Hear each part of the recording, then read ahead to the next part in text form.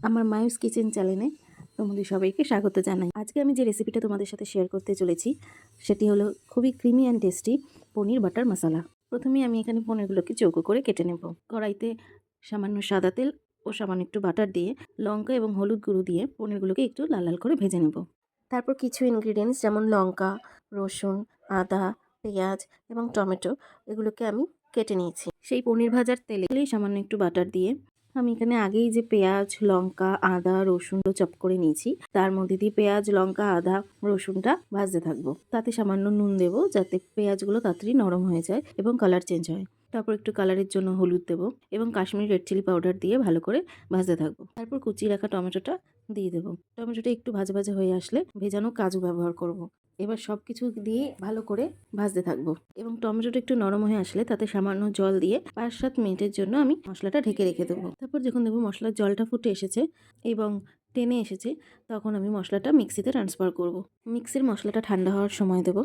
ঠান্ডা হলে সেটাকে একটা ফাইন পেস্ট করে নেব। তারপর কড়াইতে আবার একটু সাদা তেল ও সামান্য বাটার দিয়ে একদম ফাইন চপ করে রাখা কুচনো পেঁয়াজ দিয়ে দেবো।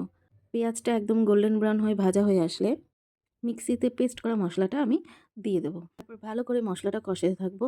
কিছুক্ষণ কষিয়ে তার মধ্যে আমি 1 চামচ ধনে গুঁড়ো ব্যবহার করব। ব্যাস, এবার আমি এখানে আর কোনো মশলা দিচ্ছি না। এবার গ্রেভিটা তোমরা যেরকম রাখবে, কেউ যদি একটু গাঢ় চাও তো একটু ফোটাবে, যদি কেউ একটু সেমি গ্রেভি চাও তাহলে এই অবস্থায় ভাজা পনিরগুলো দিয়ে দেবে। পনিরগুলো দিয়েও ভালো করে নাড়িয়ে ভালো করে গ্রেভির সাথে পনিরটা মিশিয়ে দেবে। 3-4 মিনিট ফোটার পর আমি এখানে কাসুরি মেথি ছড়িয়ে দিয়েছি এবং নামানোর আগে 1 চামচ বাটার ও সামান্য একটু হানি দিয়ে আমি গ্যাসের ফ্লেমটা আমি একদম সিম করে 2-3 মিনিট ঢাকা রেখে দিয়েছি।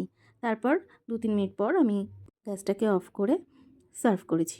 আমি এখানে রুটি দিয়ে সার্ভ করেছি পনির বাটার মশলা। তোমরা চাইলে মিক্সড রাইস বা সাদা পোলাও এগুলো দিয়ে খেতেও বেশ ভালো লাগে।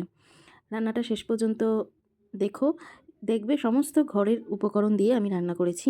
আর অবশ্যই একবার বাড়িতে ট্রাই করে দেখো কেমন হয়েছে সেটাকে আমি কমেন্ট বক্সে জানিও। আর প্লিজ পেজটাকে লাইক করে দিও, সাবস্ক্রাইব করে দিও আর পাশে থাকা বেল আইকনটাও প্রেস করে দিও যাতে আমার রান্নার নোটিফিকেশনগুলো তোমাদের ফোনে যায়। আজ এই পর্যন্তই। পরে একদিন অন্য সময় অন্য রেসিপি নিয়ে আবার আসবো। টাটা।